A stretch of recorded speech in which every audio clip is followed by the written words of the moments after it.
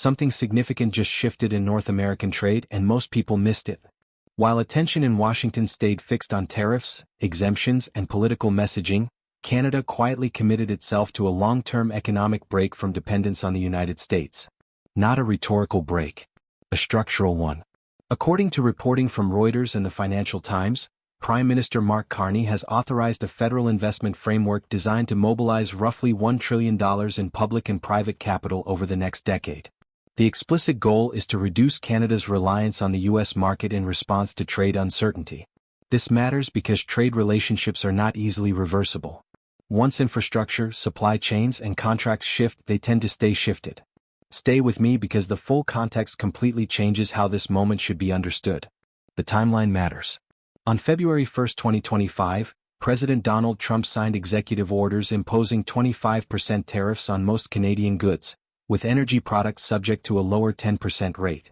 The White House framed the move as leverage to secure concessions on border security, defense spending, and trade balance issues. Canada responded within weeks. As reported by Reuters and the Associated Press, Ottawa announced retaliatory tariffs targeting approximately $155 billion worth of U.S. exports, including steel, aluminum, and agricultural products from politically sensitive states. Both governments agreed to a temporary negotiation pause.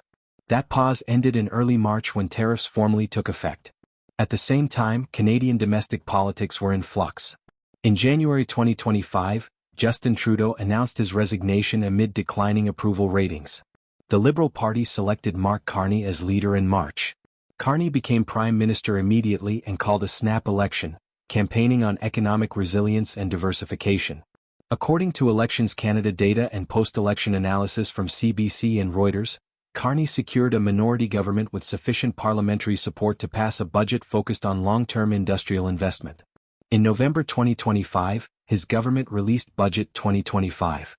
The plan included approximately $280 billion in direct federal spending over 5 years, designed to catalyze close to $1 trillion in total investment when private capital is included.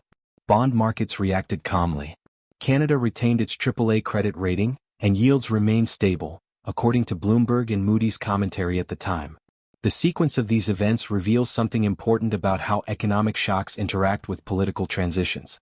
The tariff announcement arrived at a moment when Canada's government was already facing internal pressures. Trudeau's departure wasn't caused by the trade dispute, but the timing meant that Canada's response would be shaped by a leadership transition happening in real time.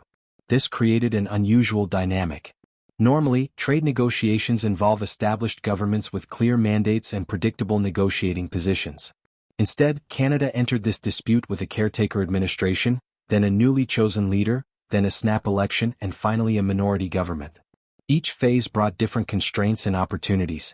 The retaliatory tariffs announced in February were crafted during the interim period before Carney took office. The targeting strategy followed a familiar playbook.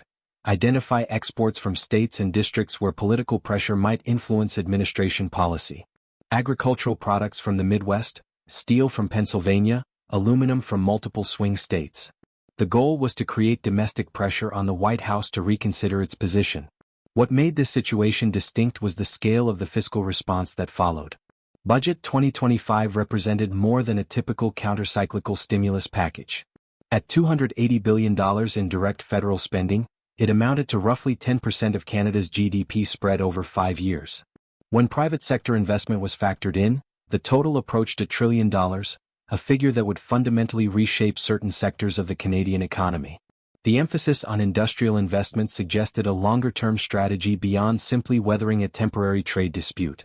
Carney's campaign had emphasized economic diversification, a recognition that Canada's export dependence on the United States created structural vulnerabilities.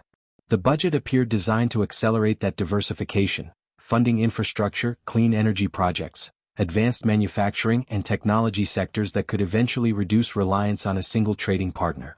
Financial markets treated this ambitious spending plan with notable equanimity. Government bond yields remained stable, credit default swap spreads didn't widen significantly, and rating agencies maintained Canada's AAA status. This reaction deserves scrutiny because it contrasts with what typically happens when governments announce major spending increases during periods of economic uncertainty. Several factors likely contributed to market confidence.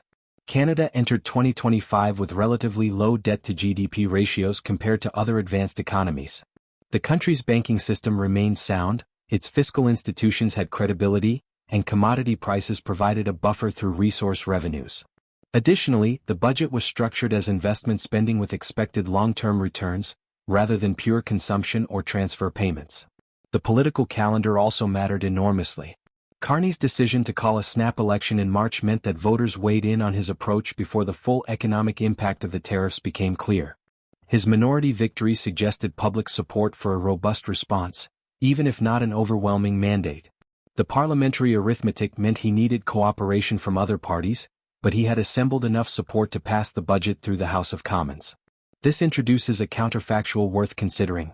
How might events have unfolded differently if Trudeau had remained in office, or if the tariffs had been announced 6 months earlier or later? Timing in politics and economics is rarely random, but the specific confluence of events in early 2025 created a unique set of circumstances. Trade disputes between allied nations typically follow certain patterns.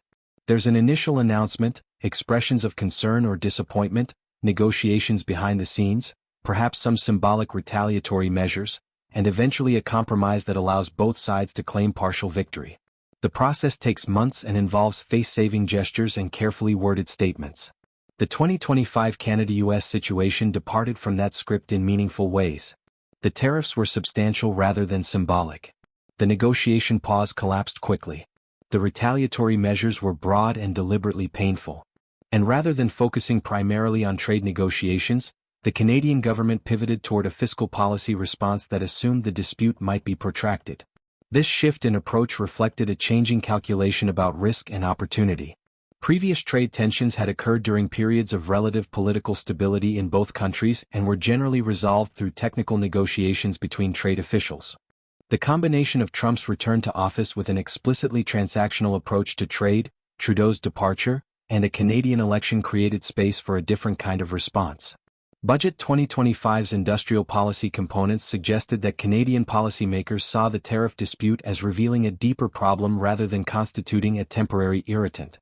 If access to the U.S. market could be disrupted for political reasons unrelated to trade law or treaty obligations, then long-term prosperity required building alternative economic strengths. This meant investing in domestic capacity, strengthening trade relationships with other countries, and developing industries where Canada could compete globally without depending on American market access. The energy sector illustrated these tensions particularly well. The 10% tariff on energy products was lower than the 25% rate on other goods, acknowledging U.S. dependence on Canadian oil and natural gas. Yet even this reduced rate represented a significant policy shift, and it raised questions about energy security for both countries. Canada supplies a substantial portion of U.S. crude oil imports and natural gas, while the United States provides crucial market access for Canadian energy producers. Budget 2025 included provisions for expanding LNG export capacity and accelerating clean energy transitions, moves that could eventually reduce mutual dependence in the energy sector. These were long-term investments that wouldn't change trade flows immediately but indicated strategic thinking about economic relationships a decade or more into the future. The agricultural provisions of the retaliatory tariffs created their own complications. U.S. agricultural exports to Canada represent billions of dollars annually, and the targeted products affected farming operations across multiple states. Canadian consumers faced potential price increases on imported food products, but the government calculated that political pressure in the United States might outweigh domestic inconvenience in Canada. Looking at the progression from February through November 2025, the pattern suggests a carefully calibrated response that operated on multiple timelines simultaneously. The immediate retaliation aimed to create short-term political pressure. The election campaign allowed public input on the overall direction. The budget then committed to long-term structural changes regardless of whether the immediate trade dispute was resolved quickly. If you've seen trade disputes handled differently before, drop a comment. Context matters here. This crossed a line not legally but institutionally. Modern trade agreements operate on predictability. Tariffs are expected to be tools of last resort, not recurring political instruments.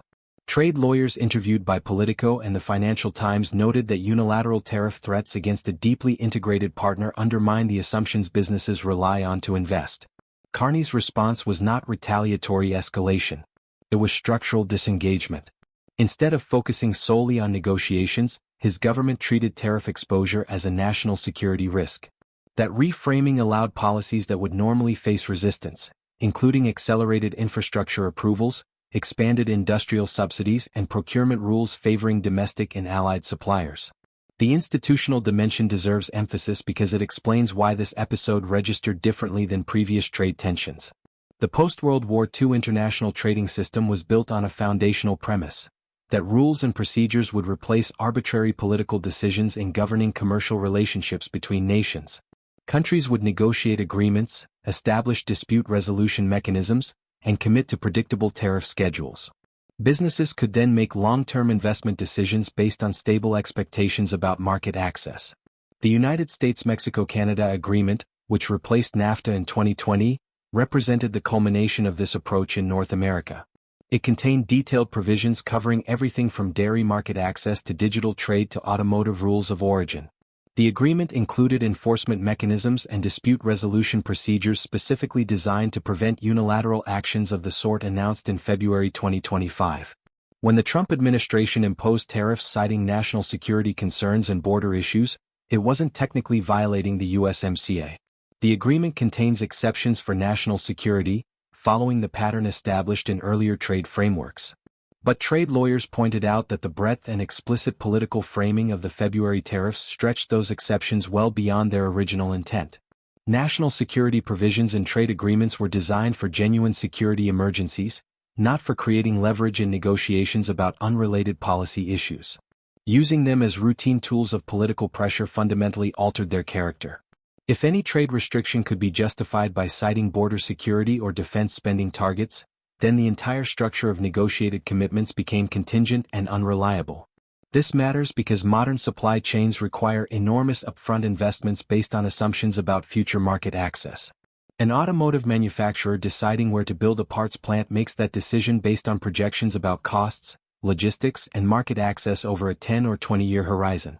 If tariff rates can change dramatically based on political dynamics unrelated to trade policy, those investment calculations become impossible to make with confidence. Financial Times reporting highlighted conversations with executives at manufacturing firms who described pausing expansion plans and reconsidering North American investment strategies.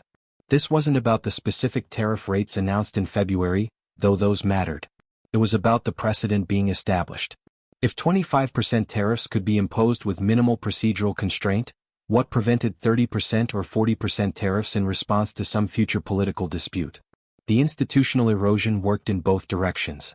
Canada's retaliatory tariffs, while politically understandable, also departed from dispute resolution procedures outlined in USMCA. The agreement specified consultation periods and formal processes for addressing trade concerns. By moving quickly to retaliation, Canada signaled that it viewed those procedures as inadequate for the situation at hand. This created a cycle of institutional degradation. Each departure from established procedures made the next departure easier to justify. Each unilateral action weakened the credibility of the framework both countries had previously committed to following. Carney's characterization of tariff exposure as a national security risk represented a conceptual shift with profound implications.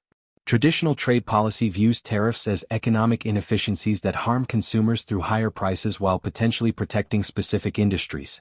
The question is whether those protective benefits justify the broader cost. Framing trade dependence itself as a security vulnerability changes the calculus entirely. Under this logic, efficiency and comparative advantage become secondary considerations. What matters is resilience, redundancy, and the capacity to withstand supply disruptions regardless of their source. This perspective wasn't entirely new. The COVID-19 pandemic had already prompted discussions in many countries about supply chain vulnerabilities, particularly for medical equipment and essential goods. What made Carney's approach notable was applying this framework comprehensively across the Canadian economy in direct response to a trade dispute with Canada's largest trading partner and closest ally. The policy implications were substantial. Accelerated infrastructure approvals meant shortening environmental review processes and reducing opportunities for public input on major projects. Expanded industrial subsidies meant directing government resources towards specific sectors and companies, with all the risks of inefficiency and political favoritism that entails. Procurement rules favoring domestic suppliers meant accepting higher costs for government projects in exchange for building domestic capacity. These measures would have faced significant opposition under normal circumstances. Environmental groups would challenge streamlined approvals. Free market advocates would criticize industrial subsidies. Budget watchdogs would question procurement inefficiencies. But by framing the entire package as a response to national security threats, the government created political space for policies that transcended traditional ideological boundaries. The domestic supplier preference in procurement deserves particular attention. Government purchasing represents a significant portion of economic activity, and using that purchasing power to favor domestic companies can help build industrial capacity. But it also means taxpayers pay more for goods and services than they would in a fully competitive market. The addition of allied suppliers to the procurement preferences signaled strategic thinking about building alternative trade relationships. If Canadian businesses couldn't rely on U.S. market access, and if the government wanted to reduce dependence on American suppliers, then strengthening economic ties with European, Asian, and other partners became essential. The procurement rules incentivized Canadian companies to source from these alternative partners, gradually reorienting supply chains away from American providers. This approach reflected a fundamental reassessment of economic relationship priorities. For decades, Canadian policy had emphasized deepening integration with the United States based on geographic proximity, cultural similarity, and mutual economic benefit. The USMCA negotiations under Trump's first term had been difficult, but they ultimately reaffirmed the commitment to North American economic integration. The February 2025 tariffs suggested that this integration might be more fragile than previously assumed. If political considerations could override trade agreements, and if dispute resolution mechanisms proved inadequate, then the benefits of integration came with risks that needed to be actively managed. Carney's budget effectively bet that building resilience against those risks justified accepting short-term economic costs. The $280 billion investment would create winners and losers within Canada. Some industries would benefit from subsidies and protection. Others would face higher input costs. Consumers would pay more for goods that could have been imported more cheaply. The government was wagering that these costs were acceptable given the alternative of remaining vulnerable to arbitrary trade disruptions. The phrase structural disengagement captures something essential about this approach. This wasn't a temporary defensive posture pending resolution of a specific dispute. It was a long-term reorientation of economic strategy based on a revised assessment of institutional reliability. Trade relationships between stable democracies had operated under an assumption of institutional continuity. Governments might change, but commitments endured. Dispute resolution procedures provided predictability. Treaties constrained arbitrary action. The February tariffs challenged all of these assumptions simultaneously. If trade agreements could be effectively suspended through expansive interpretation of security exceptions, if political leverage took precedence over procedural commitments, and if close allies could become targets of significant trade restrictions for reasons unrelated to trade itself, then the institutional foundation for deep economic integration was fundamentally compromised. Carney's response suggested Canada would adapt to this new reality rather than simply hoping for a return to previous patterns. The budget's industrial policy components, the infrastructure investments, the procurement changes, all of these measures assumed that institutional predictability had diminished and that Canadian economic strategy needed to account for this new environment. Whether this assessment was correct remains an open question. Trade disputes can create pressure for institutional reform, and the shock of significant tariffs might ultimately strengthen rather than weaken trade frameworks. But Carney's government wasn't waiting to find out. The structural changes implemented through Budget 2025 would reshape Canadian economic relationships regardless of whether the immediate tariff dispute was eventually resolved. If you believe rules and institutional standards matter regardless of politics, hit like. Claude is AI and can make mistakes. Please double-check responses. This was not an isolated incident. Economists interviewed by Reuters have pointed to a broader pattern of U.S. trade leverage being used against allies, not adversaries. Similar dynamics appeared during earlier steel and aluminum tariff rounds, where exemptions were temporary and revocable. Trade historians draw parallels to earlier periods when U.S. protectionism encouraged partners to develop alternative trade routes rather than negotiate dependence. The comparison is not about scale. It is about incentives. Carney's strategy fits that pattern. Use uncertainty as justification to diversify permanently. Do you see a pattern here or isolated failures? Let me know. The consequences are already measurable. Canadian steel exports to the European Union increased significantly by late 2025, according to Eurostat trade data cited by Reuters. Canadian manufacturers received federal loan guarantees and export insurance to retool for non-U.S. standards. On the U.S. side, retaliatory tariffs temporarily reduced agricultural exports to Canada. Even after tariffs were lifted, some market share did not return, because Canadian buyers had established alternative supply contracts in South America and Australia. U.S. automakers also absorbed higher input costs during the tariff period. Ford cited tariff-related supply disruptions in its second quarter 2025 earnings call, according to SEC filings and earnings transcripts. These are not theoretical costs. They are real adjustments that tend to persist. Stay with me because the broader implications go beyond Canada and the U.S. The lesson here is simple and uncomfortable. Trade power depends on trust as much as leverage. When access becomes conditional and unpredictable, even close allies will treat diversification as self-defense. Canada's strategy is not about severing ties with the United States. It is about ensuring that no single political decision in Washington can destabilize its economy again. Other allies are watching. European and Asian governments are openly studying diversification models, according to analysts quoted in the Financial Times.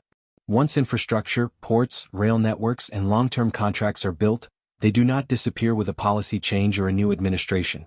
That is the real consequence of this moment. If you want calm, fact-driven breakdowns that explain what headlines leave out, subscribe to the channel.